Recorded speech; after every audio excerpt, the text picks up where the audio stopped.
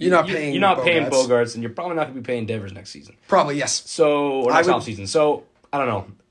I like that rankings, though. I think that's pretty much what I would land the Yankees and the Giants at like 25% each. And then maybe the rest, maybe 30% each, and then the rest of those teams 10% each, maybe, who knows.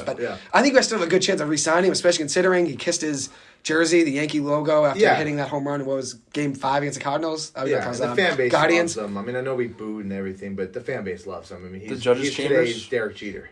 Except he's a legend. Even though he's only been there for a short time, he's still a New York baseball legend. He's a legend. He is a legend already. Yes. He's a legend. He is a legend. That's why I think you got to keep him in New York and keep him in the Yankees team, keep him in the Bronx, especially considering he's homegrown. Yeah. At the end of the day, a lot of teams like the Red Sox considering let Mookie Betts go, homegrown talent. We might even let Bogaerts and Devers go. I don't think you can really give up on your homegrown talent, especially a guy of that caliber like Mookie Betts. It's hard to think of a Yankees championship team without a legend on it. It's hard. You're right. So, any sports team, every team has a very good player, like an MVP candidate. It's true, but you lose Judge, who's a Yankees iconic player on that team. Garrett Cole, I guess, well, and even then. That's the thing. That's a good point. You let Judge go when you're in a pretty bad position. Definitely. Unless you're signing somebody else. Like DeGrom. Unless you've got him, and even then you don't need him. Even DeGrom, you still have no hitting. You paid Cole way too much money. I don't think you paid him. So, yeah, I would probably, he would be front-loading a lot of the...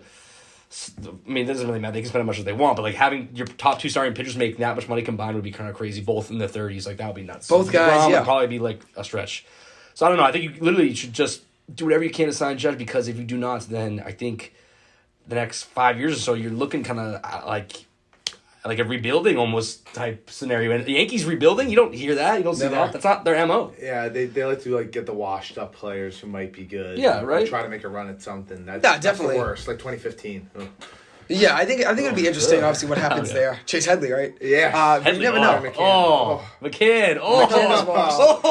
Dude, I forgot about that. McCann was washed. Yeah, Jacoby Ellsbury was 14. He washed up. 14. You signed him. I was so happy you signed him. He washed up so bad, like a pile of seaweed. I was actually really sad when he left. I was devastated when he left. I was sad. I loved him as a Red Sox. And he was amazing for us. He's won 2 World Series. 2 World Series was huge in 2013. Great contact. 60 bases, whatever it was. Great contact hitter. Had 1 year of power. Somehow, 27 home runs. It was so wild. Second in MVP voting. Which is nuts. That's nuts. But, when he left, it's probably for the best. I mean, it worked out for us. You love to get those guys. Those, shitty... 32 home runs in 2011. 32 it was. I thought it was 27. 32 home runs was second in MVP. That year they blew it, though. They lost to the Rays in the last game. Yes, blew it, yeah. Shouldn't have. 105 RBIs from him, which is actually a lot considering for the Yankees in his career in New York. He only had Yankee stats. Show us. 198 RBIs in 4 years, 105 in 1 year with the Red Sox 2011, 39 home runs over 4 years, only played 520 games over 4 years, which is actually more than I thought it would have been, to be honest. He did play a lot. 520 is actually a lot. I thought he played less. But as of batting average, 264 was a 297 with the Red Sox. That went down. Everything else went down. OPS went down from 789 to 716. Slugging, 439 to 386. OBP stayed kind of close, 350 versus 330. Yeah, 386. So not bad, I guess. Was pretty bad. My big thing was, when we made that run in 2017, no one expected us to do it. Yep. And then when you looked at our lineup, in that ALCS, we had to make a choice between Chase Headley or Jacoby Ellsbury. Oh my God. And it was like, wow, this guy we're paying so much is literally a bottom feeder. Yeah, he was. Yeah. I feel like at the end, imagine if he was a really good contributor. That team. I don't know. I mean, overall, though, pretty impressive. Actually, at 39 home runs. I don't know if I messed up. 39 home runs the Yankee in 4 years, 65 of the Red Sox in 7. So actually, the power wasn't great, obviously. But besides take that 32 home run season away, that was a he would have only had 33 home runs with the Red Sox over 6 years. So he had 39 with the Yankees in 4 years. So was he taking steroids? Like, holy moly! He must have been in 2011. Literally, I remember only years an All-Star. He literally that 1 year. Gold Glove that too. 1 year is the contract year. Gold Glove too. That 1 year gave him that deal. Yeah. He didn't really... I mean, that's... He was hurt the next year in 2012, 74 games. He even missed 30 in 2013. And then the Yankees had him for 149 games in 2014, then consistently kind of went down in games played. But he played over 100 games in all 4 years. I thought it would have been less with the Yankees. Yeah. Honestly, I thought it would have been less. I thought it would have been like 50, 60, 70. But this is what I remember. I remember being washed for the most part. And obviously, his last year, did not have the power, 7 home runs in 112 games. So that really went downhill. And then at the end of the career, after 2017, he just never was in our system until I think last year. Oh, a couple years. He was still on payroll. He's still on payroll until he was just injured in 2018, 19, spring training or whatever. 2020 might have been. A guy like that, he loses. I think he loses his juice. He lost his legs. Yeah. Really. So forget about the career year he had. The reason why he was valuable to a team is because he was fast. Yep. And he was a good fielder. Yep. And he was decent contact hitter. But once he lost the legs, that's nothing. It doesn't matter. He never. His speed was most important. Speed was the most important thing. It wasn't the power. The power was never going to happen again. It was the fact that he just became slow and. Oh, he had 264. He had speed, but he wasn't stealing. That one year with the Red Sox, not the rate he stole. You would have wanted, considering that. He stole 70 stolen bases. 70 bases in 2009. In 1 year. 50 in 2008. So 120 in 2 years there. Yeah, 52 though with Boston his last year in 2013. Then 39, 21, 20, and 22 with the Yankees. But you were right, though, about him still being on the Yankees up until 2019. That's when you guys bought him out, maybe 2020. He was released from contract in 2020. Yeah. He was a free agent in 2022. He didn't pay. He retired. You still paid him up until 2021, $5 million last year. Now he's, I think, officially off the payroll. Your payroll now. But in 2021, he was still paid $5 million. And 2020, he got $21 million. Obviously, it must have been less with COVID. Obviously, everything was prorated and all those salaries. But you released him in 2021, bought him out officially in that season, 2021. So he was still with you guys probably in the 2019, 2022 trainings. Those long baseball contracts can just stick with you. I think Mookie Betts, that 13-year deal, the Dodgers game, I think years 10, 11, 12, 13, they're chewing that, but it's worth it. Won in 2020 already, consider Mickey Mouse World Series or not. I think it's still World Series. If they win one or two more, it's worth those 3 or 4 years of spending. That's why I think the Yankees would judge. Overpay if you win with them. Doesn't matter. Yeah, it doesn't matter. They don't even care, but they don't care about overpaying anybody. No one cares. No one in the Yankees organization cares about overpaying. We've done it for years. You've literally always done it. It is the character of your organization. Is overpay. Overpay for 30-year-old talent that has already gone through the peak of their career. CeCe Sabathia, Jacoby Ellsbury. He had the best year. What if he's still on that? I get it. He's still on that path. He still might have a couple good. I personally don't think he'll ever do anything like that again. He won a 62 home runs. 63 yet. Only especially hitting for average. His OPS, that's not going to be as high. I mean, he's not reaching that mark. He's a 285. An 11-11 OPS, which is nuts. Yeah, that's crazy. That's when you look at that is, oh my god. 211 OPS plus is even crazier because that's number one in the league. That's when you look at guys like Sosa and McGuire. I know they took steroids or whatever, but if you look at them in the home run, I think they each have 2 or 3 of the best home run seasons. Yeah, 66. They have Bonds a bunch. Has a 72. So you give Judge the best season, and then nothing more than 50 after that. Yeah. Considering all those obviously steroid guys, would you consider Judge? I know you said top 10 season. I think obviously could be even top 5 season ever.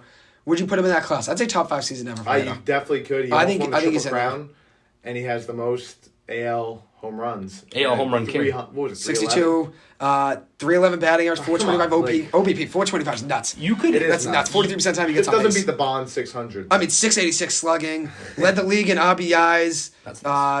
111 walks, which is the number one in the AL as well, which is nuts. You could ignore those statistics, and for me, it would still be a top 5 season because this guy in a Yankees uniform finally beat out Roger Maris. Legend Roger Maris, the 61. He's the true holder of the record, right? Of the Maris record. So seeing that, I just think that moment is so freaking historic in its own, right? Yeah. That it makes the whole, even if he batted 260, I wouldn't even care. Or his OPS was 311, 9 on 100 instead. I don't even care. That would still be a top 5 historic season just because of the gravity of that moment in baseball history. I agree, but as since you're not a fan of the team, it does matter to win championships. Oh, so okay. And I really do appreciate the great season, but this is ever since 2017 we haven't gotten the World Series.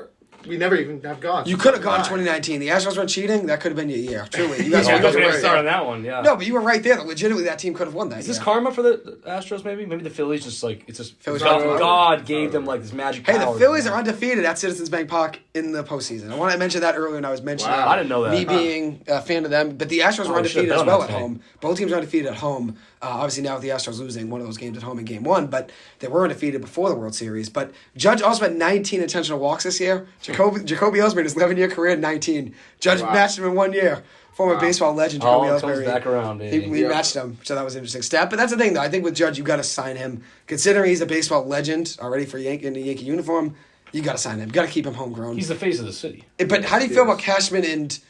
Cashman obviously coming back, as the GM, and then also Aaron Boone. How do you feel about both of those guys? I know Yankees fans, some of those split on both guys. Some guys like one, don't like the other. Some hate both. Some like both. How would you feel if one or the other was split? I think at the end of the day, you're going to do the same with both. Keep both or get rid of both. I think that's the best thing. 'Cause look at the Giants. Look at the Giants. They kept Gettleman, let him get Joe Judge after firing Pat Shermer. That didn't work. That delayed us an extra 2 years. I think if you're going to clean house completely, get like a Shane and Dable type of thing where you get a whole new front office. What's your take on it, though? I mean, if you look at the '96, the dynasty team, they switched their manager, right? And that was they switched to Joe Torre. Torre the legend, yeah. Showalter. And that ended up being the spark, right? I mean, you can correlate it, but I think Boone is the right guy. I do. Really? I think he brings the firepower. I think he's a little cheesy at times, like in the public, the whole slapping the hand on the table thing. Things like that, he definitely has a couple missteps. It's tough because we do go to the playoffs every year, and we do go to ALCS. We just can't win that. And it's like, will a new GM be better than Cashman in doing that? Or is like, can we put on the players? I mean, did he build a good enough team that they could have won? And this year he didn't. I think the whole Donaldson and IKF thing was terrible. I mean, relying on the left side of your half infield. There were also a lot of injuries this year, and people forget about that. Yeah. Benintendi, two guys, Green, Michael King from the bullpen. Benintendi was playing well. And Chapman's a head case. Chapman's a head case. It's another guy. He's done. Chapman's a head case. It's another guy. He was hurt at one point this year. He was tattoo. He was a pretty bad blood Yankee. Pressure every time he came out. It's like Kimbrel. Kimbrough. Forgot about Kimbrel. Kimbrough. Blood pressure guy. You're right. He wasn't even on the Dodgers playoff roster in the. It's tough growing up with Mo and having a switch. It's tough. You're right. Yeah, you're right. You're a spoiled brat. Yeah. But I like Boone. I'm with you. Boone actually led the MLB in ejections with 9 for managers. I love Next it. closest was second is Rocco Baldelli with 5. So he won it pretty handily. Pretty fiery. Well, because think about it, every time Judge goes up there, they're calling balls below his knees. I get mad too. Judge is a house 6'7", yeah. These umps are terrible. I think more managers should be ejected with these umps. I mean, I think there's a good chance Boone gets another year, Cashman gets another year. I think so too. Even though you never know, but what do you think, Will? I think it's time that we do this is kind of alluding to the poor performance of the umps. It's time we implement a system similar to tennis where you have like an instant replay, like you can have like a challenge and it's an instant replay. And it's like it takes like 2 seconds and it shows on the scoreboard. It's like it shows like the strike zone just for like one. That'd be kind of sick. I think it'd be kind of sick. And in tennis, it takes 2 seconds. It's like done. Yeah, it looks at the ball hit the thing. Yeah, that is that. You need to get one opportunity to do that. You don't see the I'm ball sorry, hit the there are line too or not, many. yeah. There's so many bad calls, and people want to complain, but they also are like, no, we cannot do the replays. Like it's gonna slow down the game more. Like it does slow down. But then don't complain. Then don't complain every time it's a bad call because you're saying you that I don't want to wait. He's not wrong 5 there seconds. though. You get screwed over in a bad call. We have that box now. Advantage too. We have that box now on TV. We never had that with the ESPN strike zone. That makes it worse. That was so obvious in our strike. The Mika pitch zone on Nesson. And sometimes I'm skeptical of that box. I am. I'm not. I think sometimes I think the box stays still. When you're 6'7", like Aaron Judge, or 5'7", like you said the umps have been bad. Well, my thing, they are. But so then implement the system. Well, here's the thing with these Angel boxes. Hernandez. These boxes, they accurately put where the ball is, but I was noticing some of those playoff series, if you looked at the lower part of that box, it was below guys' knees. Yeah. It was. Shins. Yeah. But Shins, overall, I mean, can we also get umps just to improve? Could that not be a... How do you... Maybe... Like all these guys, what do you do? We have like 10-year umps making... Like Angel Hernandez. Some of these guys are for their whole entire life. Maybe there needs to be like... Hernandez is an ump for life. Maybe there needs to be... I mean, what is that? He's been making bad calls for 2 or 3 years now, 4 years. Yeah, he's bad. He's been bad his whole time, but the last 3 or 4 years, some egregious calls. Yeah. Which has killed some guys. Maybe the idea is... Maybe they need psychological training. Because I think a lot of the times they're making calls and because there's pressure. There's a psychological pressure and subconsciously they make a call because... It's their at home, someone's home arena or whatever, and they like make the call. And that's actually like a confirmed bias that sometimes these umps have. But I don't see how you could train them more than whatever else they're doing now to like be more like conscious of the strike zone. I don't know what's the training regimen look like. I'm with you there. How do you improve them? Hiring better staff. It's probably hiring. Fire. How do you guys feel about like a job. robot umps? I'm not for it. How do you guys feel about robot umps? Because that's the next thing people would propose. Oh, we'll get robotic umps and we'll do it to the minor leagues. No. That is a robot. He's proposing a human doing it, but then having the strike zone go to the scoreboard. And then if you challenge and hit a button, let's say, like a challenge a red flag in football, there should be a challenge. Put on the scoreboard and see. It's better than having a freaking robot. You're better off doing the robot than having to wait around for a strike. I mean, I think we'll say it's instant reaction. Instant reaction to the scoreboard. That's wrong. But that's not a challenge. You're going to watch a baseball game with a robot behind the plate? The challenge, you have to go, wait, Run it. I think then, so here's the thing. I think we're arguing two different things. You're talking about like there's a play at first base type of thing, and they watch it 10 times and see if the guy steps on the base. Yeah, Will's saying instant reaction, where it lines up and shows you who's in the strike. In tennis, it would tennis. How long is it taking tennis? What's the time? Does Boone have to wait like a millisecond after the pitch? Oh, I get what you're saying though. How many seconds did he get? He gets Maybe 5 3 seconds. 3 that's seconds. Not. That's already. It's so bad. 5 seconds. I know what you're saying. Timing might be tough. I get that. 5 seconds. I'm with Will. And 5 seconds to make the call. So it's a 10-second delay. And I'm sorry, but I'm so sick of this. We need to like make the game faster to increase the ratings, whatever. If someone is not going to watch a game, a baseball game, because it's 20 minutes quicker, then we're going to watch the game anyway. That's a good sick of this crap. That is the nature of baseball. It's a slow game. And I'm sorry, I don't want to sit here and have to hear people complain every freaking time because they don't want to waste 10 seconds. They can put it in the system and implement it. It's so easy. That literally the means of technology exist. And I just don't get why I feel like people are just making a big deal of that for no reason. Just accept that that's a good way to move forward. I like that argument, though. You're not wrong, though. The game played like 20 to 30 minutes, timing-wise. It's not that big of a difference. In that case, you're only adding, 40 seconds to a game? I just wish all these review things went so much quicker. Yeah, like, why can't you just have one guy who could see really well up in the booth? Hey, Jim, they're calling first? Yeah, nah, he was safe. All right. Let's go. Like, why are we looking at it 20 times? Mm-hmm. Yeah, that's true. That's true. Like, that's true. What's going on? Sometimes they send it to the commercial, they make some money in the commercial. That helps. That's definitely part of some of them. True. That's definitely part of them. In the players of the MLB, definitely. And even in the NFL, the same thing. They look at the same angle 20 times. 1,000. And most of the time, the first instinct you have about it after 2 camera angles is right. Yeah, you don't have to keep looking at it. Angle doesn't really make a difference. Oh my god, they definitely. That's fine. That's fair. Do the reviews, but somehow cut down the time it takes to review it. Well, I don't know how they're gonna do that. Whatever. I mean, I get what you're saying, instant reaction thing to the scoreboard. If you want to hit like a review in 5 seconds, I get that. The nice thing about that is that you don't have to review anything. There's not. Just show the scoreboard, say strike or ball. I guess I get that. At the end of the day, teams are probably going to save those challenges to the 7th, 8th, 9th, or if it's a big situation, bases loaded, 2 outs, 3-2 counts. That's actually good because then exactly. You use it in situations that might. So you can't use it that much. Maybe 2 times a game. You can obviously now make it situational strategy. Now you have to strategize when I'm going to use it. I think that helps the game at least a little. But I mean, obviously, who knows? I don't like robotic umps. I think that takes away from the game. I think it's a human aspect of the game of baseball. Even though I like analytics, I look at the stats and all that stuff of quarterbacks, how many touchdowns they're throwing, and batting average and all that. At the end of the day, there's a human element to the game of baseball, football.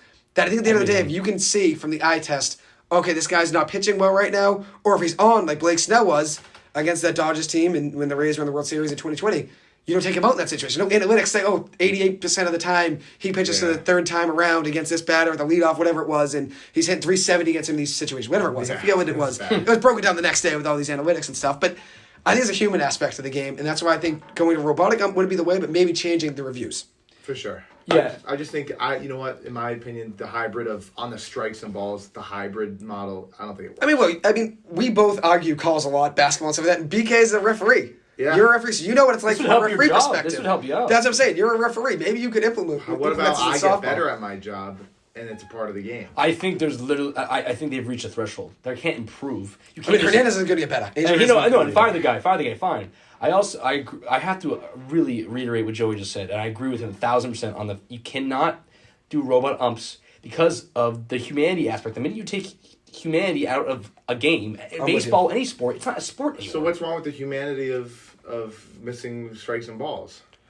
Just to make the call right, I guess, at the end of the day. It's about getting it right. But you're not going to be always automatic. Because people are obviously upset about it. Yeah. That's why. And the robot might always be right, too. There's not going to be 100% with the robot, too. It's another thing that I had an argument about. People were saying before, the robot will get everything right. Well, at the end of the day, it's a robot. How do you know it's going to get everything right? You know what I mean? Robots, no. It would be right. Exactly for every strike zone, like BK was saying, where a guy's 6'7", or 5'7". What's the difference there? That's the one thing I'm thinking. Is a robot going to know, okay, I was 2 base 5'6"? Yes, you're right. If the technology's not up to par, then they shouldn't do it. And I don't know. I'm just saying a guess here. Where was this 10 years ago? Where was it? Where was this 50 years ago? They've been talking about speeding up the game. 50, sorry. But like since 2000. 2000 when technology started speeding up a lot in 2000, yeah. Where was this? 2010, sports started getting a lot more technical. In 2015, and replay, analytics, obviously Moneyball, 2013, 2012, yeah. Social media, everyone's seeing these calls and stuff. That's got to be a factor, too. Let's actually take a step back. Can we think of a time in the last 10 years of baseball where there was a call that was the wrong call that dramatically changed the outcome of a game or a series? Can you think of anything? It's happened, definitely. No, I'm saying, can we think of it? Oh, yeah. Definitely. I'm saying, name one. Oh, Name it. I got that perfect game. That's what I was just going to say. At first base. Yes, that's what I was just going to say, and they called it. And Which game was that? Which game was that? Tigers. What was the perfect game one? It was a perfect game. It was, that was really bad, right? That's one example. example. I need postseason stuff.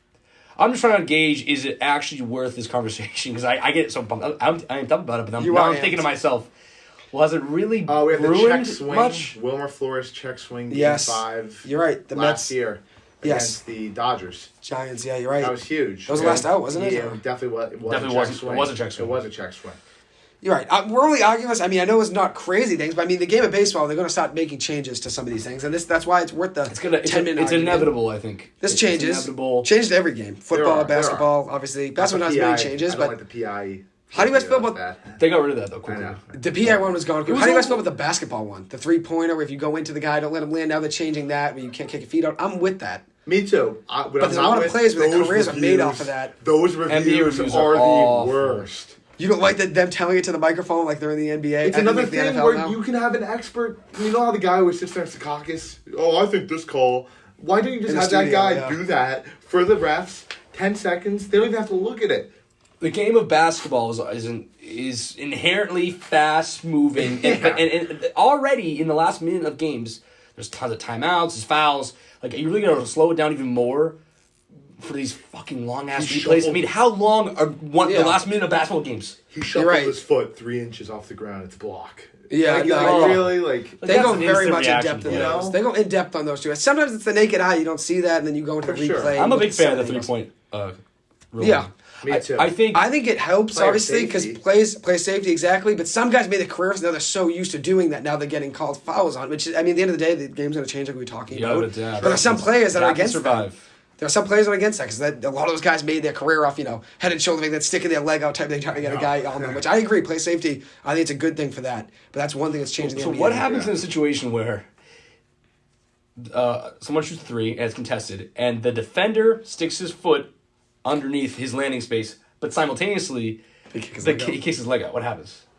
BK, you're the ref here. You're the ref. You're the ref. You know What would I you mean? call there in that situation? Usually, as a ref, you look for the defender always. First. So you're looking at the defender, and I think you call it on the defender. If the defender is in that space and you land on it, That trumps the kicking of the leg. totally, because the kicking of the leg, they're in good defensive Even position. if so they- there's nothing to call in the defense. Even if they were kicking the leg, the defender was still in a legal defensive The only In position. way their I called on space, the- right? In the Some space. hands, The right? only way I called on the offense is if it, I guess, caused the defender whatever kick thing caused the defender to come underneath him. Yes. That's the only way. The Exactly. defender is going to get that call mostly. I don't mind that call. That was just one thing. There's not many changes in the NBA calls-wise. There hasn't been too many. True. I mean, baseball now obviously might do stuff with the strike zone and reviews and stuff like that. True. NFL's changing every year, trying to figure out things. Haven't really got too many things figured out, but that's the thing. That's the only really thing in the NBA that's changed. One thing I wanted to get your opinion on, BK, with you being a Jets fan, obviously tough game against the Patriots this past Sunday. I know Will had them winning, and I know me and you were talking. I thought the Jets were going to win that game because the Jets were 5-2 heading into the game. Right now, 5-3. But You never learn, guys. You never learn. I'll say this though. Obviously, yeah, Bill Belichick does get wins against the Jets always. For the most part, 13 you straight. know. I'll say this though. They did throw that game in 2020 with Joe Flacco. We were talking about this on They Halloween. threw All of it, us, not Thursday yeah. night game. But I'll say this. How do you feel about Zach Wilson? Now, a lot of people are saying, which he looked good in the first few games. Now he's had some tough turnover issues. Like the Patriots just kind of bring that about him. I wouldn't give up on him personally. How do you feel? You would or about you him? wouldn't? So- I wouldn't. If you look at the success of this team, it's been on the ground and it's been defense. Defensive line's been a lead. So a what lead. this Amazing. team has done is we've had those really bad offensive possessions, especially early in the game, and then we punted it away and relied on our defense, right? And then we kind of run it down, have Breece Hall go to work, and that's been successful, right? For sure. But with Breece Hall out, we've realized you got to get Zach Wilson passing the ball. Throw. Like that's got to be the next have level to. for this team. So if you look at the game against the Patriots, he passed the ball a lot. And we saw there were some really bad decisions. 20 of 41, 355 yards, 2 touchdowns, 3 He had picks. a lot but- of yards and a good amount of touchdowns, but the picks were egregious. Like they were the reason you lost. It was that game against the Patriots last year. We threw the 3 picks, or 4 was it? Where you just look at there's one of them I think last year might have tipped, but the 3 in this game, it was just like, what were we doing there? well, Yeah, and it I was think like- Joey, I think you make this point great. Is you're a big fan of Daniel Jones? You Yes. see how his career is Try to make progressed. plays out of nothing when they don't need to. And how well has he improved at that? A lot of the time it's coaching. And I think with Brian Daboll being the head coach, me and Will were talking about Daniel Jones a lot last night. I didn't really mention this, is that a lot of time now, in a lot of the plays for the Giants, Daniel Jones has the ability to run outside. There's always somebody 5 yards outstay the sidelines where you can either throw that guy, try to get 5 yards, or throw it out of bounds. Yeah. The Giants last year never had that. Daniel Jones would roll to the outside, either get killed and fumble, try to make a play to nothing, throw into coverage when he didn't have to. Yeah. Now the Giants have shorter routes, which me and we were talking yesterday about conservative offense, which maybe that's what Daniel Jones needs to maybe learn the game. They simplified they dumbed it down a little bit. Maybe Zach Wilson could use that. Maybe a guy, just a flank or something on the outside. Where, okay, if plays are going to break down, either throw it out of bounds Mike or look LaFleur there. is your offensive coordinator. Yeah. I think that Jet team could play that same exact game that we played against the Patriots. Zach Wilson played a little bit better. Like, just a little bit better. He can still throw maybe 1 or 2 picks. One pick. Right? And we make the playoffs. It's like, that's, with the schedule coming up, and you look at the way our defense has been playing, that's the winning formula. Like, I'm not even... That game was bad for Wilson, but it wasn't a terrible You were 22 game. to 17. You guys were still in it. Even though it felt like a blowout for some reason. It Yeah. did feel like a blowout, maybe Especially just because of the 3 picks. half. Yeah, second half, Patriots obviously outscored you guys 16-7. The roughing penalty. Exactly. That was Yeah, tough. that didn't happen. That ended the game. I tough. think I actually Tough. disagree with that call. I think that was a soft call. It was a soft. I thought it was a little Patriots. soft. I I thought it was a mean- little soft. I don't know if Mac really earned the right for that call, but, I don't know. Yeah. I don't know. I think How do you feel? You didn't think Zach it was... Wilson is very talented, but Who's that against? Defensive lineman, right? Right now, yeah. he's giving me Sam Darnold vibes, and I don't know if it's the Jets are just bad QB evaluators, or they are not like surrounding these guys with the requisite awesome offensive scheme or game plan or whatever. But something is wrong in New York with quarterbacks. When's the last time you had a good quarterback? Well, I don't agree with the Darnold comparison because I think they make different mistakes. I think Darnold is inherently a really bad quarterback. I think Wilson... Darnold made the same bonehead plays. Look at Wilson. But look at Wilson's pick. He's talented. If you look at Wilson's pick, the one was... he was trying to throw it out of bounds. And That was a tough... Daniel Jones struggled with it. Now we look at Daniel Jones, he throws out of bounds. He does what everyone just throw it into the stands. That's the most embarrassing one to me. Brady throws it into the That's the most stands. embarrassing one to me. But that's improved. Throw it in you can improve Jones did that a ton. Daniel Literally, Jones did that a ton. You can improve that. Daniel Jones did that a ton. Now he just throws way out. And Daniel Jones' problem is he would try to throw it into coverage for no reason, which Wilson did that. One of those Exactly. picks. And then another one might have just not seen some, which as a quarterback... He was going for confidence. all three of us. Shot him. All three of us have played quarterback, right? In intramurals. We've all played quarterback in intramurals. Yes, we Obviously, all BK was have. a starter for 4 of the 5 games before the last game, so 5 of 6 games. Will started one of the games that BK missed in the first round of the playoffs. And then I even started some games last year, got a couple steps this year. We've all thrown picks because you sometimes just don't see a defender. You That don't happens. see it, man. You don't see it. That's a part of it. One of those picks, I think, was that. Yeah. Then there was a couple of just bad decisions. Which, True. But we're intramural quarterbacks. This is Yes. NFL. Point being is this. Jets quarterback. This guy can't be throwing 3 picks. Point being is this, though. We all make some bad That was a plays. winnable That comes game. with the game. That comes with the game of football. And sometimes a guy jumps a route, it's a good play by that guy. Sometimes the guy jumps the play. Sure. But with a couple of those Wilson ones, throwing out of bounds, inexcusable, but that's something you can learn from. At the end of the day, you're still 5-3. It wasn't like this was the last game of the year and you're trying to make a playoffs and this game you need to win. You're still a building team and you're rebuilding, winning. The Giants 6-2, we're rebuilding and winning. I'm fine with losing the way we did on Sunday because Seattle, honestly, very well coached team, good team as well. Yeah. Surprising to say, Geno Smith having a very good year. I was fine because I didn't have expectation of us being 6-2. I think it was 5-4 or what it was 5-3 or 4-4. Same with the Jets. I think I had the Jets right now like 3-5, 4-4. Yeah. Them being 5-3, you'll take that. So Yeah. you'll take those mistakes because you've already been winning games. You probably True. shouldn't have been. Just like the Giants have been winning Yeah. games. We realistically shouldn't have beaten the Titans week 1 when they missed that field goal. You get lucky sometimes. What's your take on the Giants and Jets? I man? appreciate that Joey, that you can acknowledge that you guys are in great positions still, regardless of these losses. The Jets and the Giants at the beginning of the year, let's be honest, we were not thinking that I was you thinking guys would be 9-8 above for both. 500. I was 9-8 for both. I was thinking Maybe you guys would be 10-7 around for the 500. Giants. I thought the Giants were going to be around 500. I thought, Yeah, you were a big Dable guy. I actually was Will a big Giants Dable guy. Dable, I trusted him. The Jets, well, I'm always iffing the Jets. The Jets killed the draft. That was the main thing. The that I Jets was could kill with the that. draft. We knew Brees that. Hall, Best Garrett draft. Wilson, and then Jermaine also Sauce Johnson. Gardner. Sauce Gardner's the 3rd-ranked quarterback on a PFF. 3rd-ranked quarterback in the NFL right now, according to PFF. Garrett Wilson. Or 4th. I think Garrett he's Wilson's been 4th. solid too. He's top 5, definitely. Garrett Wilson's had a good year, 6 for And 115 on is it Sunday. Jermaine Johnson, who's the guy from Florida State? Jermaine Johnson, defensive end, yeah. Yeah, you guys have all you definitely that was a solid draft for sure. And I think my last thing I'll say here, and Joe, how are we doing on time? Are we still? We're good. No one's coming in, but we can keep going. You guys want to cut in the field? We'll call it. No, I just want to make sure. I We're don't good. want to be going over time. Right No, now, we're but good, dude. I think we should talk about the Patriots. Yes, absolutely. Just a little bit. So it seemed I read an article today on ESPN. It seems that the players and the coaches in the locker room in New England are rallying around Mac. Like they have not directly verbally said that, but based on everything we've seen in the locker room, how guys are reacting around him in the huddle, after games, before games, during games, like they are rallying around this man. Zappe's out of the question for the rest. So that's the belief system within the team. Mm-hmm. Now, obviously, the fans are a little bit undecided on this. I think there's some people in the Zappe party, some people in the Mac party. But these are all, but all these people are biased. So I'm actually curious. What do you guys think about this weird, wacky quarterback situation? Because although I don't think it's going to be a debate anymore. I think, sadly, Mac is going to be the guy going forward. You'd roll with Zappe? I would. What do you guys think? I don't know how much have you watched of the games. I watch pages and I keep up to because I talk about them a lot in here. But you want to stop, BK? Yeah, what do you? I mean, you watched Mac on Sunday. Their first mistake was taking Jones out against the Bears. Because you're creating all this polarization right when you do that. And if Mac went to the playoffs last year, and people didn't think he was going to go. I don't think so. He was a Pro Bowler as well. I know he was an alternate, but he still made the Pro Bowl. Right? Still made the Pro Bowl. Made the Pro Bowl. So, I know the guy gets wins, the other guy gets wins, but if he's your guy, he's your guy. You don't do that move in the middle of a game. That's where that started. Well, you lose the guy's confidence. But I feel Mac's always been the guy, although against the Jets, he didn't look great either. I don't know. 194 yards, touchdown, a pick, and 6 sacks. 6 sacks was tough. I mean, the offensive line gets him killed every game, which... Yeah, their lines are playing... He is your guy, yes. He's your guy, so you got to end the debate there. I agree, Will. About, the team's camaraderie around him. I think that's the right move. That's the right move. For sure. So, Joey, you kind of the same sentiment with you? Yes. So I've been arguing this now for probably 2-3 weeks. Had some of my friends come on and talk with him. Good amount of Joey Hosey, you guys all know. He was a big Zappe guy. Mark was in the middle. Mark Walsh was in the middle of those two guys. And then Joey's brother James was more of a Zappe guy. So everyone was kind of in the middle of those, either Zappe or in the middle. No one was really a Mac guy. I was the one that was a Mac guy. My dad was a Mac guy. Mike Hurley, my sister's boyfriend, the sports guru, he comes on every week.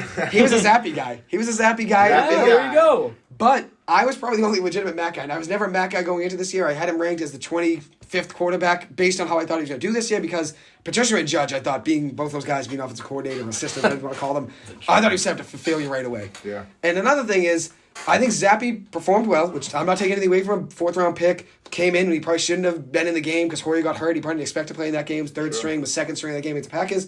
Goes into a situation, performs well against the Packers, almost won that game. But besides that, those two next games he started against the Browns, and it was the Steelers. Browns and Steelers. Had the 32nd, or Lions and Browns. Lions and Browns. Yeah, 32nd and the 27th ranked defenses in the NFL. 30th and 27th. They were both bottom 5 defense. So I thought he had a very favorable situation. And another thing is, he never played from down because the Patriots are up in both those games and dominated. So he never had to go into a situation and play and, we need a touchdown with a minute and a half to go. Mac might have been more that guy. I mean, obviously struggling this year, but who do you have trust in right now going down the field with a minute and a half to go? I'd probably go Mac just because he was in situations like that last year. Exactly. He was in the playoffs. Sure. Obviously, it wasn't the best playoff game, but he had experience in tough situations. I thought Zappe came into a very fortunate situation because if you're a 4th-round pick, 3rd string to start the season, you're going in with no expectation, especially in a new system, especially in that system with the Patriots. I mean, a lot of those routes that they had guys running, guys are wide open because they were running short routes and stuff. They didn't have to air. They did have a couple air routes. I'm not taking away from his arm strength. I mean, it's nothing crazy, but they did have guys running shorter routes to make it a little bit easier on him to look upfield with that offensive line being bad. I think Mac, they had way too many expectations for going into the season. With him going into second year, they wanted to change up the Shanahan offense. I think that was a bust in the end of the day. I don't think it's Mac's fault. I just thought it was too much. And then you have Joe Judge and Patricia, and Judge is a main culprit in Daniel Jones, de-escalating his career in the last couple of years. He went downhill. I think Daniel Jones regressed heavily because of Judge, and that's why I thought Mac Jones was set up for failure. But in regards to the Jones versus Zappe, I would roll with Mac. Pro Bowl last year, got you to the playoffs. I never thought I'd be saying this, especially considering, which I never thought Zappe would be in this situation, but I never thought I'd be defending Mac Jones right now at this stage of the season. Yeah, I agree. And I'm defending him. And even though I didn't think I would be, and that's because I thought he went into a really bad situation. Offensive line's bad. Doesn't have a wide receiver 1. It's a million wide receiver 2s and 3s in that Patriots team. The Giants don't have a wide receiver 1 either, so it's not like I'm making fun of the Patriots. Giants don't have a wide receiver 1. Jets might even get Garrett Wilson. Who knows? But as of right now, it's probably 2. But at the end of the day, wide receiver 1's hard to come by. I think Mac Jones would heavily improve his play with the guy to throw to downfield. Maybe Zappe even would too. That Patriots offense is not the guy to throw deep to. Devontae Parker's probably that guy. Kendrick Bourne, Nelson Aguilar. I mean, I thought Mac Jones went to a bad situation without a wide receiver one, which we didn't have last year, really. And then no offensive line, Judge Patricia, and then now playing down in games and getting killed. I don't know. That's how I felt. How do you feel about that, Will? I know obviously both guys played behind the same offensive line. Obviously different defenses playing against the Lions and going against the Browns. But how do you feel about that argument that maybe Zappe played against easier teams? I mean, it's Would he perform well? He still performed well. I'm not taking that away. But he still played well. That's an interesting argument, but I will say that regardless, these are NFL level off defenses, and he's a 4th round draft pick. You can't take those performances away from him. It wasn't like he had I think the Lions game was out the window, but against the Browns, he had 300 plus passing yards, 2 touchdowns. a great passer rating. So he did. He had a good game. You can't just say, oh, they were a bad defense. I mean, last night you see how they shut down Burrow. So, just saying. They did shut down Burrow last night. I will, in Mac's defense, we remember from training camp, the reports coming out were all bad. They were all the beat writers of the Patriots saying, this offense looks out of sorts, Mac's going to struggle. Patricia and Judge do not have this figured out yet. It's going to be a process. Mm-hmm. And so that's why we have to hold ourselves back from jumping on Mac too much. I think also what happens is Patriots fans love the underdog late round draft pick story because that's literally Tom Brady. Tom Brady. So they're going to jump on anything that reminds them of Tom Brady. He's literally our whole franchise. So that's what happened. We were sitting there. I was at the game on Monday Night Football, and all those drunk New England Patriots fans were sitting there, and they see Zappe go in, and they see us go up 14-10, and the whole thing shift, and we're all thinking to ourselves, "Oh my God, this is Tom Brady all over again." So of course you jump on that, right? Wow. That's what everyone was thinking. I mean, that's fans. Fans in general. We jump, and we jump, and we want the storybook narrative. I as much as it sucks, and I honestly want Zappe to start because I just think it's more fun. Watching Mac is boring. I've never been a big Mac guy. It's a lot of dumb but balls, he's definitely that's kind of the game that he has to play. I guess. No, it's true. It's not even his fault exactly. I think the offense itself is a little boring. But I know what he's saying. Yeah. So might give you. I don't know. I think jazz to watch. Zappe's a spark, right? Yeah. But probably the smartest thing is just to let Mac roll, and you can't. And I agree with BK that putting in Zappe in the middle of that game was such a mistake, and it bothers the crap out of me that you were at that game, right? Yeah, and Belichick won't even admit that it was a mistake. That's why I was worried about the locker room because I'm like, he went out after the game and was like, I told the whole team that we're gonna play 2 quarterbacks. It was great communication. Everyone knew that, and then they had 3 players going, we had no idea that was gonna happen. So clearly there was a lack of communication. Belichick didn't take ownership of it. Not what had me worried. It seems like everyone's on the same page now. So I don't know. I think I'm just gonna let the organization do as they see fit. Yeah. And even if it's boring, I think it's probably right. Yeah, I'll ask this. What if they won that game? What happens then? If Zappe came in and won that game against the Bears? He's the starter next week. Probably. Yeah. Because you would have been 3-0, right? Has to be. Would have been 3-0, and the Bears somehow, they won that game. Obviously, they're 3-4 after that game, now they're 3-5. But the Bears somehow have been a kind of a tougher team to beat, even though they're bad. I don't know how. Maybe they're just being fortunate winning games. But I don't know. At the end of the day, if you beat a team that was 3-4 going into that game, or 2-4, whatever they were, maybe we would have gotten a stop. The Bears weren't good, but it would have been 3 games you won. Now the Bears. Well, that's the thing. It looked like that was going to happen. That's why everyone was going crazy in that second quarter there, and then we just flat. No, offensive line is really the reason. Penalties, offensive line, inconsistency. Isaiah Wynn is awful. Trent Brown hasn't played that well. Strange had a tough game last game. Wynn's probably gone, right? I'd imagine. Well, they want to trade him, but I don't think anyone wants him because he has a first-round contract. He's making a decent amount of money. Yeah. The cap hit's not great, and he's not good. So, whatever. Yeah. I don't feel good about the Patriots regardless. I think they're just the most average team in the world. They have no star players. Their Judon is their only star player, and we're paying Jonnu Smith what? Jack Jones is all right, but yeah. Jack Jones is a rookie. He's good. I think it's situational. He's the number 1 ranked corner right now in PFF, but it's very much situational. He's not going in covering the number 1 guy. He's not coming the number 1 guy. But for what he's doing, he's the number 1 ranked cornerback in the NFL. No, he's been great. Jack Jones has been certainly the bright spot. I think that free agency spending spree 2 summers ago. Looking back, it was exciting to see Belichick spend because he usually doesn't. Jonnu Smith, Hunter Henry. But now we're cap locked, but we don't have anyone good. So it's what can we do? Positives on the team. Besides Judon, I guess Jack Jones, Ramondre Stevenson having a good year. He's pretty good. On a team that's not really scoring many points, I guess, at least one positive is the running back's pretty good. That was the Giants with Saquon for a few years with, Saquon's much better. Saquon is much better than Ramondre. No, I'm just saying, when you have nothing to look forward to, you can watch your running back like Saquon under 150. Maybe Ron is not going to do that, but the offense doesn't really have much. The Giants only got Saquon, so you'd still watch games to see him. I'm not saying Ramondre's Saquon. I see what you're saying. He's having a good game. He's not really much to watch. The passing game's not going to get much. Eli in his last year wasn't really doing too much. Eli was never good. No. All right, easy. Well, no, First ballot Hall of he was Fame. great. He was great. First ballot Hall of Fame, easily. That's You think he's a first ballot Hall of Famer? Easily first ballot Hall He's of not Fame. a first Top ballot. 10 in completions, passing He might yards. be a Hall of Famer. He's not Passing first ballot. touchdowns, so completions, passing yards, passing touchdowns. top 10 in these? Top 10 in all those. 2 Super Bowl rings, 2-time Super Bowl MVP. That's Only huge. 1 of 5 quarterbacks with that. So very impressive. That's it. That's all I need to 1 know. of 5 there. Obviously, if you want to consider the Tyree play luck, okay, consider that. He did keep his balance and stuff. I mean, Manningham was more. Manningham was, I think, impressive. honestly, completely unbiased. What Jill says, I usually have a bias, but here's the thing. I might have a bias. Like, I love Daniel Jones, but I can have arguments with people, and I won't say, like, you have to agree with each other, because I know no one likes Daniel Jones. I know I'm the only person that likes Daniel Jones. I'm the only guy that like Wayne Gallman. I mean, at the end of the day, I like my guys. Gall train. I like my guys. I stay Wayne with Train. Wayne Train, Gallman. Gall Train. But I stay with my guys. I stay with Daniel Jones, Yeah. and I stay by this point with Eli in this throw. That throw to Manningham in that game. The Giants obviously needed a big play being at the 5-yard line, threw 35 yards, zipped down the sidelines, double coverage, Right between into a the safety Dixie and the Cup. You corner. better fit that into anything. Best throw, I think, in NFL history, maybe even in sports history, the best play I've ever seen. I think that was That's It an argument. is one of the. That's an argument. I remember like I'll say watching NFL that because being like. overall best play probably not, but No, I know what you mean. question. No, just like the Best degree throw. of difficulty on the throw was nuts. I mean, it could have been picked. It could have been tipped off the shoulder pad for a pick. It could have been anything. It was just elite. And great catch. No one gives Manningham the credit on the catch. Well, the toe Unbelievable tap. throw. Great toe tap. Unreal catch too. No one gives Manningham the credit on that. I will give him the credit. I think it's the best throw ever. I can't talk about Probably this the best throw. anymore. pass I catch. cannot talk about this. I remember I'm getting a little walking into upset my now. 5th grade class, the newspaper on the board. You have Manningham 2 feet down. I mean, wow, Will's what a gonna joy quit. for the city of New York City. Will's gonna quit. I know. Yeah, you're a Jets guy. But you don't hate the Giants. I don't hate the Oh, Jets. there's always these arguments about the New York sports, but I everyone root knows for the Jets to do football, well. they support each other. I root It's for the weird. Jets to do well because both of us had struggled for so long. They were Yeah. both 5-3, 6-2. It's weird because the Mets. Yeah, you're Yankees, mutually we hate each shitty, so you other. guys all collectively. Oh, Well, we rebuilt at the same time too. The last 4 True. years, Donald, Eli's ending, Jones, stuff like that. We were rebuilding at the same exact time, and Yeah. both of us were struggling. Both of us actually still went downhill. We got worse, kind of, over the last 3 or 4 years. Although you guys got better last year, but the last 3 or 4 years, the Giants got worse. Jets weren't looking good at all, and now we're both looking good. So there's something exciting about New York sports right now with those I two agree. teams. sure. And I'm ready for it. And I'd stay with Zach Wilson, by the way. I would. Well, I would. Who are you gonna go with? You Cut wouldn't. him. Who are you gonna go with? I'd give him one more year after this. I'd give him one more year after this. Flacco. Your draft pick's not going to be that good this year, and you'd have to trade up for a guy. Maybe it's still getting. There's 5 quarterbacks in this year's draft. They're going to be first-round picks.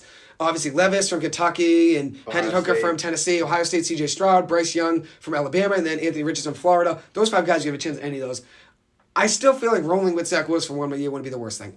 No, we most saw y'all can him agree with all me. season. Second You overall gotta pick. give, yeah, you can't. You gotta give him another year for sure. I'm not saying quit. Second on him overall now. pick. It's just hard to give up on a guy Yeah, like that. it's, there's too much. Like there's too much Value. at stake. I mean, there are people that are giving him on Justin Second- Fields already. People are already saying, I've seen mock Although drafts with he's- the Bears taking quarterbacks over Justin Fields. That's stupid. He's not bad. He's in a bad situation. He's been playing better the last couple. He of is. He's in a bad situation. I saw a mock draft that got took Anthony Richardson. Now they got Claypool. Claypool for second sure rounder. you talked about that. I talked about That's that. How do a you guys lot. feel about That's the a trade lot. deadline? How do you guys feel about the trade deadline? Obviously, Claypool being traded. Second rounder was way too much for Hawkinson. Claypool. How do you feel about that trade? Big move for them. To the Vikings. I like that Yeah. move. It They get a almost lot of red looks zone. good. He's going to get red zone I targets like now. it. I like it, and I think sometimes I think that teams overreact like to an injury. So like Irv Smith Jr. gets hurt, he's out 6 to 8 weeks.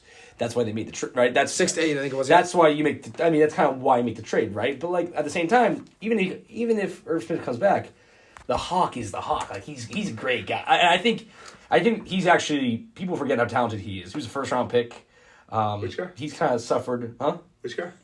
T.J. Hawkinson. TJ Oh, Hawkinson. yeah. He's having a good year. He's kind of suffered from that lackluster Detroit. I mean not that their offense wasn't terrible, but you're Inconsistent. rotting away in Detroit. Yes, there's not really much going on there. So now he's going to be on a winning team for the first time in his career.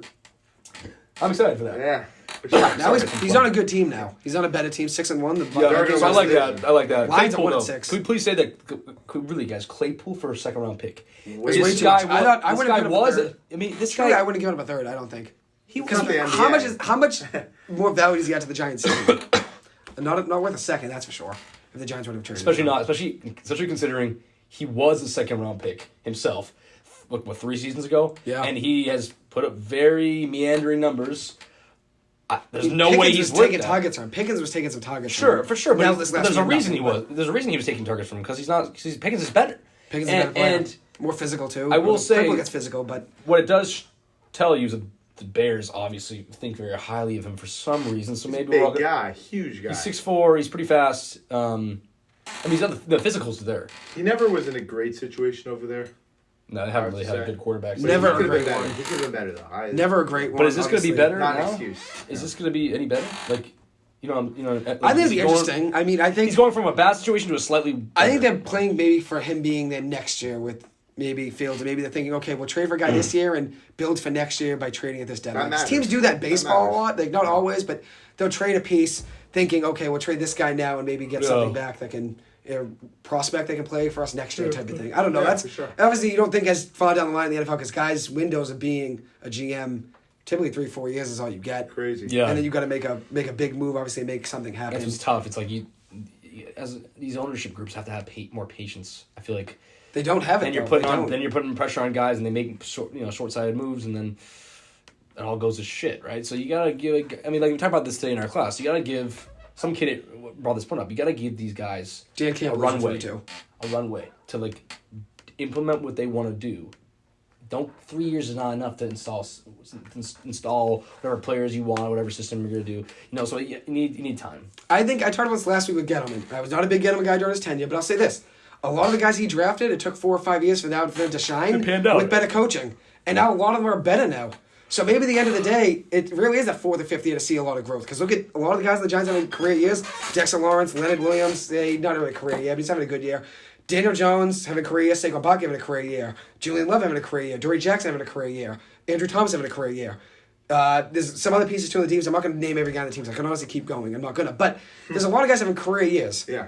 And maybe it took that 4th year, 5th year, maybe just better coaching. Maybe that's what the thing is. Maybe you just got to Forget figure about that out. development. People always forget about development. Especially in the pro football. Pro football, it's just 2, 3, 4 And years. you need to have a marriage of a good player and good coach. And being in New York, that's where the pressure's on. That's why the pressure's on Zach Wilson. That's why the pressure's on Daniel Jones. Daboll had some pressure going in, not as high, obviously, as others because it was his first year. Salah had some pressure going into this year, but it's more the Giants GM. Obviously, get him in for years. That was the issue. The pressure's on him. Pressure's on New York sports in general. That's the hard Wouldn't thing it be with nice us. to be in You're always in the limelight. That's the thing. Jacksonville, exactly. Somebody's got to be best. I will say though, There's no pressure. no, down but there. you cannot. I mean, Jacksonville did not escape from all that hoopla last year. Even though No, they no, won, not right? with- so not with that Urban proved Meyer. that no matter where you are, if there's bad shit going on, people are gonna be watching you. You're right. I mean, that whole situation with freaking Urban Meyer was. I mean, that's crazy. Sometimes I think about that. I know it seems like a bad dream. It's like how could that happen? Expectations were too high to begin with. Just college coaches never pan out like that. Hey. Matt Rule. Matt Rule too. They got Yeah, a lot of right. money, and then they end up, getting rid of him. Oh. But I want to update you guys on the Phillies game. Oh, yeah. 7-0 Phillies right now. Oh my god. We missed a Kyle Schwarber 2-run home run in the Oh 5th my inning, God, and that then must be Reese going- Hoskins right after him. First, the back-to-back. It was Schwarber, then Hoskins. They're up 7-0. 5 homers tonight? 5 homers. If you look at it, McCullers, 7 earned runs in 4 1/3 innings pitched, 5 strikeouts, a walk, Yes. 6 hits. Rangers Suarez having a very good game. 5 innings, 3 hits, no runs, a walk, 4 strikeouts. For the Phillies, they have home runs from Bryce Harper, Alec Boehm, Brandon Marsh, Kyle Schwarber, and Reese Hoskins. 5 home runs, and it's 7-0 bottom 5. very exciting. My big question is why the Astros are going with McCullers instead of what's his name? Garcia? Yes, it was that Garcia. It was, The guy Garcia. who no-hit the Yankees? Yeah. And then they also have Javier as well. He's pitching tomorrow, I think. Javier's good, right? Javier's going tomorrow, I believe, yes. Oh, he's the guy I'm thinking of. Clint Javier, yeah. He's Javier. not This Clint, should've been game three. Luis It's not Garcia's Clint, good, it's, too. I don't know why he doesn't. Christian Javier. Christian. Who pitched game 2? It was Javier. So Javier pitched game 2. So yeah, this Luis Garcia, he's got to be pitching. He would own the Red Sox. He's got to I be don't know, game last 3. They year. put him in the bullpen. I don't know why. Oh, it's from Valdez. I mean, Valdez came out of the pen. Valdez came out of the pen and got the win, I believe. There's too many of these guys. I No, Valdez got the start. Hold on, No, I'm messing it up. it's Because they're Luis mixing up the Garcia. rotation. Luis Garcia is You're referring to really Luis Garcia. Framber Valdez did start game 2. Had a very good game for them. Garcia, yeah. And he probably will be next. I'm surprised. Yeah, He'll be I Javier am tomorrow. also surprised that he's not. I mean, did you see his game 3 against the Yankees? He was great. Exceptional. He was great. Maybe they think he just pitches better against this.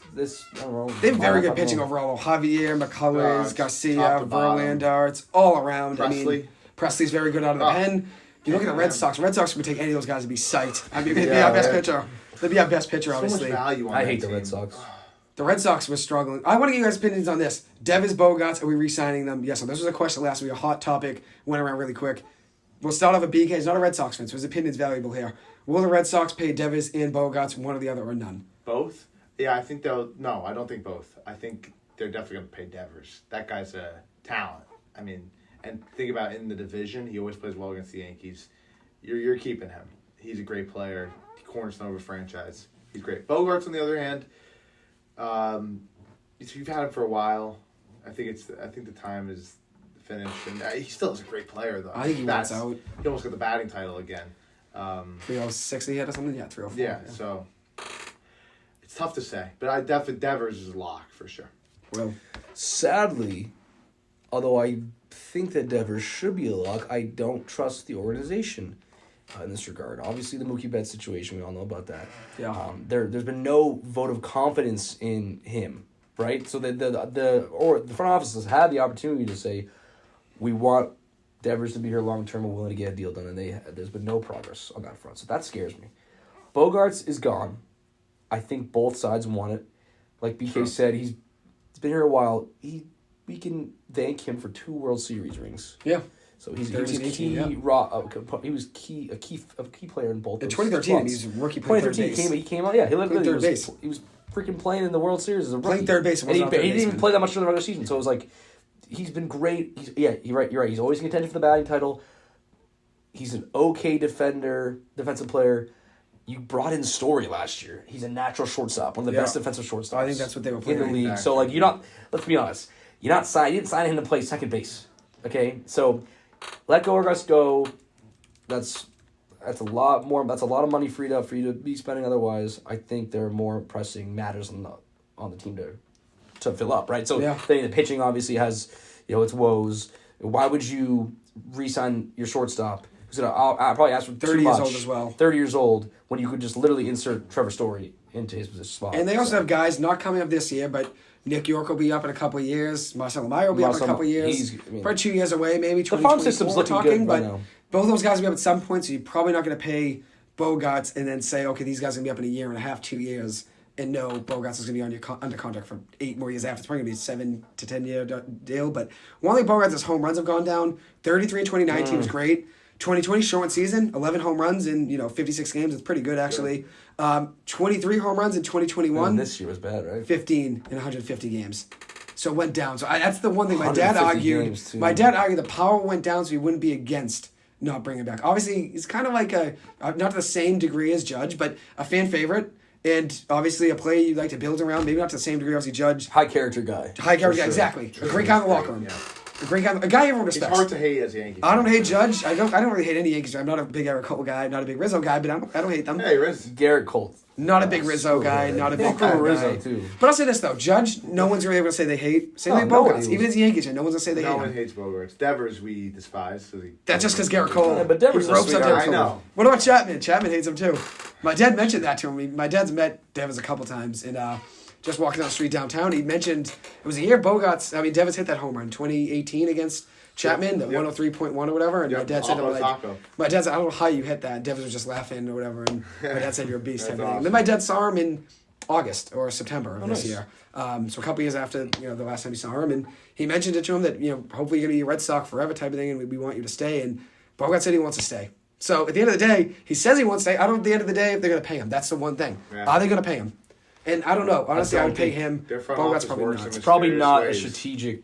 a good strategic move to re-sign Bogaerts. Sadly, it's sad. We can say that it sucks, but at the same time acknowledge that it's probably the smart long-term move. Definitely. That's my stance. I agree with you guys there. I would agree. And so, wait, one more segment. We're going to close, which I've closed last week with this, and it started an interesting conversation. I had 2 segments I closed with last week. Tuesday, Wednesday, had a couple different segments. We can do one or the other. We do both. We'll start off with this one. Obviously, me and Will being Boston guys, I had the guys last week, Joey Hosey and Mark Washington, that picked their favorite 3 Boston athletes ever. Now for you can give New York. Maybe athletes overall. Ooh. You can give overall. It's just something to, just a quick hit. Talk that. My top 3 last week, I believe, my favorite 3 athletes ever in Boston. I have a couple older ones and then a current one. My older ones, Isaiah Thomas, not really an old one, but he was a legend. I was a big Isaiah guy when he was in Boston. My second one, an older Red Sox, back in the glory days, Manny Ramirez. I was a huge fan of him growing up. Then I give a current Red Sox, my favorite Boston athlete right now, which it might sound crazy. Most people, Alex Verdugo is a top Red Sox of mine and my favorite ever. That's just because I want to give a current one. There you go. If we're going historic, probably David Ortiz is in there and all that, but sure. I want to give a current guy, so I went with Verdugo. Now you can give, if you want to give New York, or you just want to give in general, whatever you got. I'll stick to New York. one of my favorites was always Alex Rodriguez. I know, and everyone hates me for it and everything. And I'll include Derek Jeter on that list too. Those two guys, have to Derek Jeter has to be there. And in terms of A-Rod, like he was just an awesome player to watch. And for some reason, I just loved him because he never made mistakes in the field. Literally, in my opinion, the best third baseman in the league for all those years. And also his hitting was just insane. And he won a World Series, and that's a part of my life that like I started to get into baseball more. So those two guys are big. And then, I mean, I couldn't say a Jets guy is in my top three. Mark Sanchez. I was going to say Sanchez. Oh, yeah. Mark Sanchez did get 2 AFC They championships. literally went to 2 AFC championships, and that's it. Yeah, I know. Like, and they haven't even made the playoffs otherwise. So I feel KD's on there. I don't know. Is it KD? it's not. It's and you Can't guys be, isn't anything. You guys probably hate me, but it is. It is. Kyrie Irving. No, I have a tough time saying this. Geno Smith. I don't know. I have Quincy a tough time Acey? finding my third one. Brook It's definitely a Lopez? Brooklyn Net. Reggie Evans. Lopez. That's it. Lopez. Yep. Yep. I was going to say Reggie Evans.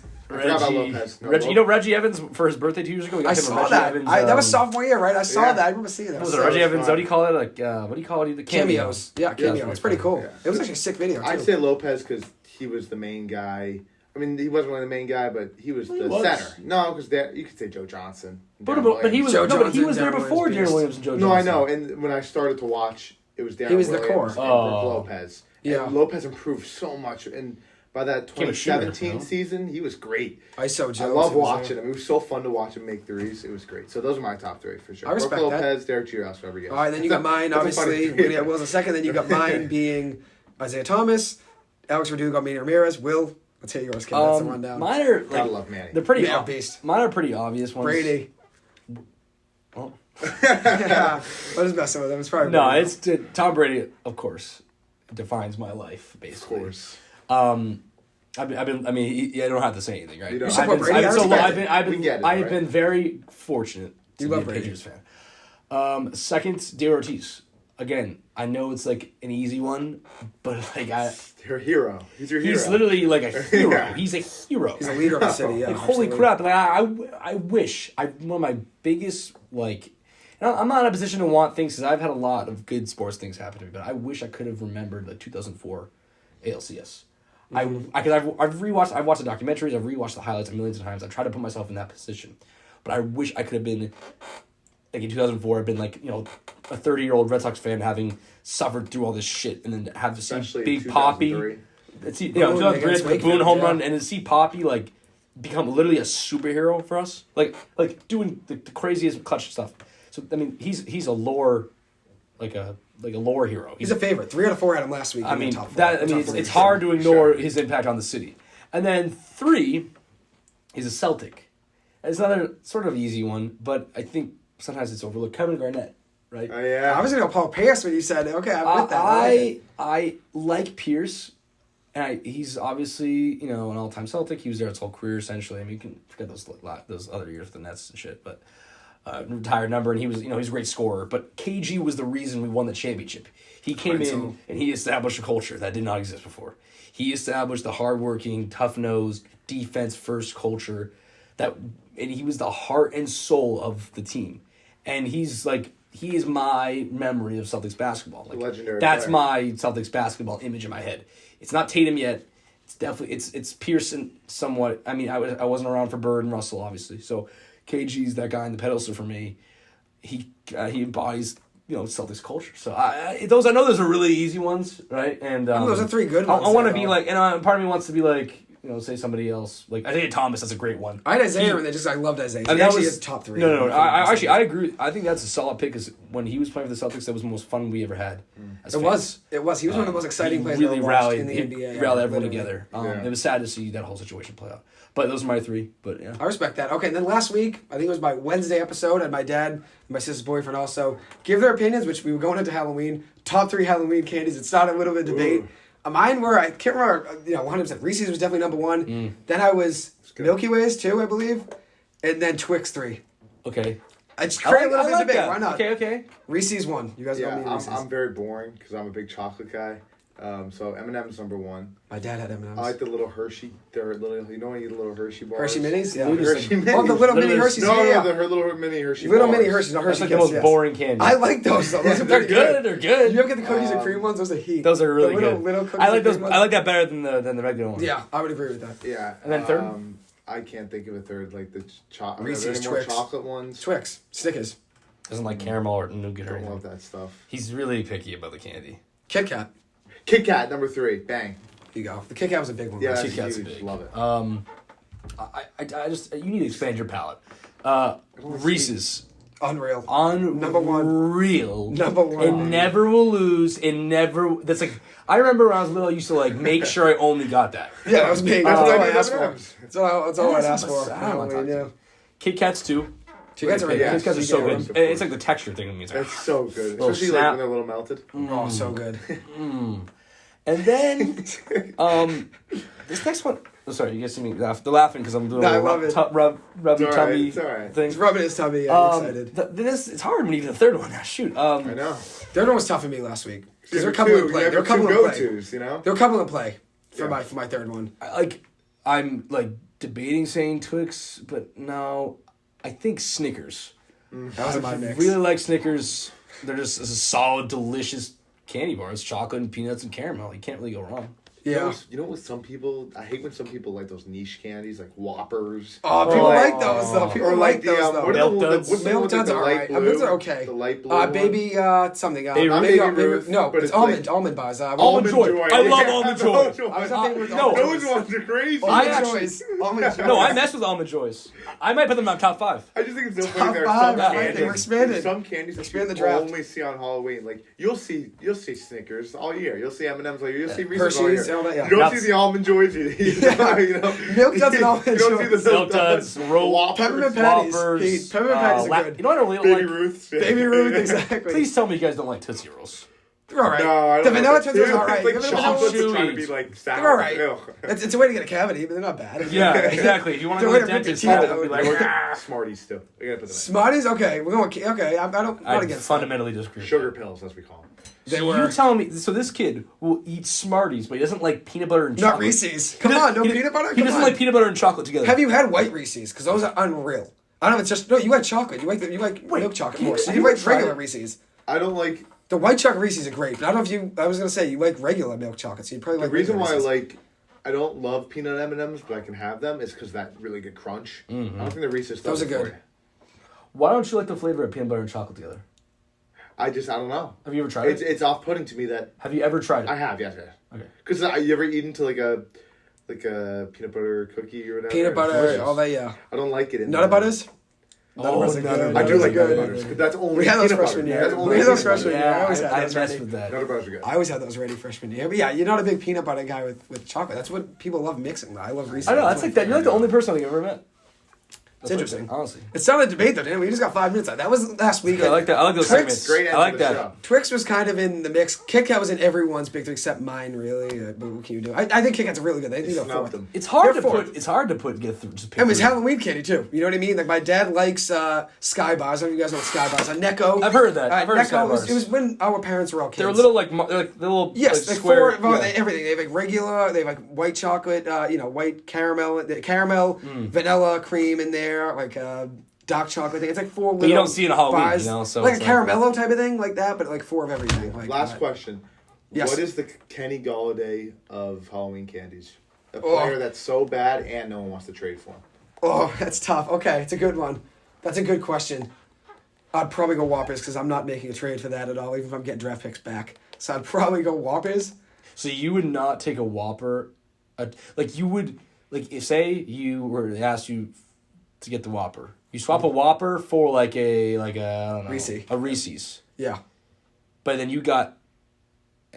I'm trying to think of something. It's just traded. the worst. Just the worst. No, never. Yeah, you can't do it. There's nothing. There's no combination you can think of. I know. All right, what's the... You can go with that question. Though, that they're not even trading, but what's the Kenny Galladay of candy that you don't want in general?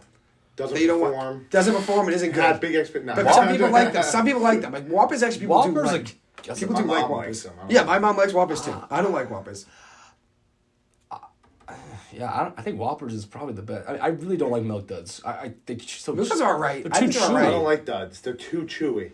I'm not against them, I'd say. I'm probably the minority here. It's like a Tootsie Roll, but worse. Oh, a Tootsie Roll. I'll never trade for a Tootsie Roll. I would never. Vanilla Tootsie Rolls are good, dude. You gotta try those. I've never I've had a had those Tootsie assorted Roll. ones. Really? They have like orange ones and strawberry ones. Those aren't great. Actually, I don't. Vanilla ones are alright. Lollipops are Oh, lame. what about Heath Bar? I love Heath. Heath bars are okay. I'll say Delicious okay. toffee. They're okay. I'd say. I'm not the Okay, biggest well, fan. They'd be yeah, outside you're my right. top Yeah, 10. Maybe I overreacted. They're not getting ranked in the top 10. They're not getting ranked in the top 10 in mine. But I mean, we just ranked every candy. Caramellos. Anything with chocolate is good. Anything except BK with Reese's. Anything with peanut butter.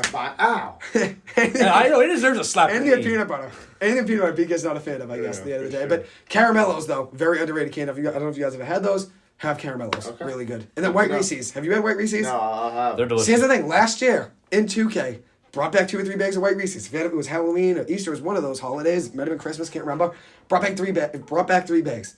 Dan never had them. He can't eat peanut butter, though, anyways. So he never had them. allergic? He's slightly allergic, where he's okay. Oh, He has it. He's not. He doesn't eat peanut butter. He wouldn't have that big of a problem. He's said, but diverse. He's okay with it. But Peanut butter reverse. Zach and Jack never had White Reese's before. Brought them back. They never went back to regular Reese's again. They stayed with the White Reese's. There's no chocolate Reese's. They went with white chocolate Reese's. Wow. It's unreal, though. I swear to God, they're You think addicting. they're that much better? Dude, they're addicting. I could eat a whole bag of those. Oh, I gotta a be day. careful. They're not. Yeah, they're addicting. Maybe They're should. addicting. Maybe I shouldn't try them. Next time I go to the store, I'll buy them. Which tomorrow, Halloween candy will be on sale. I will be making my way. I'll buy them and I'll give you guys some. Good point. Thanks. Candy will be on sale. I'll make my way. There you go, buddy. Who knows? Sure. But anyways, here we are. BK Baller, Will Thank you for Manzi. having Anything you guys want to finish with, or is that it? The candy is probably. I think Good, we're man. chilling, That man. was- That was a lot of That fun. was perfect. The candy is probably the best thing to finish with. Just want to give an update on the score really quick of the Phillies game. Keep you guys updated on that, which didn't do much on the last 5 minutes because the candy got into it. It was a good conversation. Bottom 6, 7-0 Phillies. Ranger Suarez is out of the game now. 5 innings, 3 hits. No runs, 1 walk, 4 Ks. Pretty good day for him. As for the Astros, they only have 4 hits so far right now. Phillies, 7 hits, 5 of those being home runs, up 7-0, bottom 6. So, good day to be a Phillies fan. If you're rooting for the Phillies. Anyways, thank you, BK. Thank you, Will. Both of you guys for coming on. You guys are always welcome. Tuesday nights, 7 to 8. Obviously, tonight was 8 to 9 because I went to Agape Latte. But any night, you guys are welcome to come on and talk sports. Thank you for Good, having man. us, Thanks Joey. for having Thank us. you guys. Great Appreciate it. show. And look forward to a great intramural season. We'll be back on breaking down. Going some for of a these- basketball mug, baby. We're going for it. Anyways, thank you guys so much for taking the time to listen to this. As always, I appreciate it. Hope you guys have a good one. I'll be back on again tomorrow night, the playbook with Joey and Zach. Depending on intramural, we have an intramural co-rec game. I don't know what time that game will be, but I think it's 8 o'clock, so we might be in late in the studio. You'll hear Manzi and Trost tomorrow, correct? Yes, you will. 7 to 8 o'clock on WZBC AM Sports Radio. Make sure you tune into that. It'll be a great show as always. Very entertaining stuff for those two always. So hopefully we can have Trost in here with us one day. All of us in here will be great. But thank you guys for listening. I appreciate it. Hope you guys have a good one. Enjoy your night. I'll be back on again tomorrow. Thank you guys. One last thing I want to mention before I close the episode was the MAC. Obviously, I want to keep you guys updated with those games. John Paddock, the Ball State quarterback, just threw a touchdown to take the lead over Kent State with 3 minutes to go. It is Ball State 27-20 with 3:22 to go. Obviously, Kent State, the home team, now is about with 3 minutes to go try to tie the game or win the game if they were to score a touchdown and go for 2. Obviously, their main goal now is just to score and try to get an extra point, tie the game. But you never know, obviously. And then 38-24, Ohio just had a rushing touchdown from redshirt sophomore Cam Dorsey. It was a 1-yard run from the 1-yard line. They are now up 38-24 over Buffalo. Both those teams being 5-3, so it's a big MAC football game. 13 minutes to go in the fourth quarter with Buffalo getting the ball back down by 14. And as I said, Kent State now has the ball back with 3:21 to go, down by 7 at home on the 25-yard line. So a little bit of ways to go for them. Schlee, the quarterback, Colin Schlee for Kent State, 25-38, a passing touchdown, no picks, and 178 passing yards. As for their best receiver, Devontae Walker, only 1 catch, 14 yards, and a touchdown. That was in the first quarter. He's been a little bit silent today. Ball State quarterback John Paddock, 25-40, 248 passing yards, 2 touchdowns, and a pick with a 126 passer rating. And then Carson Steele, their great running backs, had a great year. Has 1 catch for 8 yards, and then on the ground has been electric. 26 carries, 176 yards, and 1 rushing touchdown with a long of 37. So we'll see what happens there, obviously. And then for the Bruins, which I keep you guys updated all night with that, which I meant to. The Bruins are playing the Pittsburgh Penguins tonight. The Penguins 4-4-1 on the year. The Bruins are 8-1 on the year. The Bruins are trailing right now 5-3 in the third period with 9 minutes to go. Allmark got the start for the Bruins in net, saving 20 shots on 25 opportunities, giving up 5 goals. So a tough night to him. Swayman's been in the game now for the remainder of the last 11 minutes or so now. Played a little bit in the second period at the end, and now it's played all the third. With 9 minutes to go, they're down 5-3. Swayman has 4 saves and 4 opportunities. The Bruins have goals from Brad Marchand and also Charlie Coyle tonight. So both those guys having good nights, but the Bruins overall seeing themselves down 5-3 with only 9 minutes to go in the third period in Pittsburgh. Obviously, we'll see what happens there, but I will be back on again tomorrow at some point. I have a basketball game for intramurals at 8 o'clock, so maybe I'll be on tomorrow night for the Playbook of Joey and Zach on WZBC AM Sports Radio at 9 o'clock. I'll definitely let you guys know, obviously, and keep you guys posted. Anyways, thank you guys so much for taking the time to listen to this. As always, I appreciate it. Hope you guys have a good night. Thank you.